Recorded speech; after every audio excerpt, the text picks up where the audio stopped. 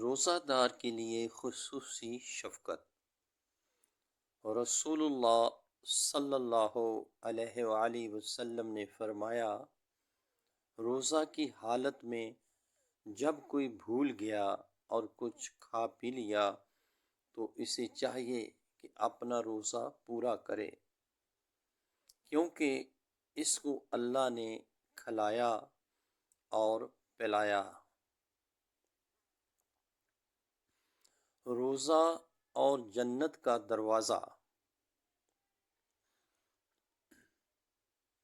رسول اللہ صلی اللہ علیہ وآلہ وسلم نے فرمایا، جنت کا ایک دروازہ ہے جسے ریان کہتے ہیں۔ قیامت کے دن اس دروازہ سے صرف روزہ دار ہی جنت میں داخل ہوں گے، ان کے سوا اور کوئی اس میں سے نہیں داخل ہوگا۔ پکارا جائے گا کہ روزہ دار کہاں ہیں؟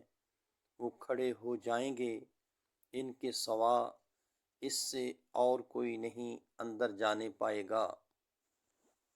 اور جب یہ لوگ اندر چلے جائیں گے تو یہ دروازہ بند کر دیا جائے گا، پھر اس سے کوئی اندر نہ جا سکے گا۔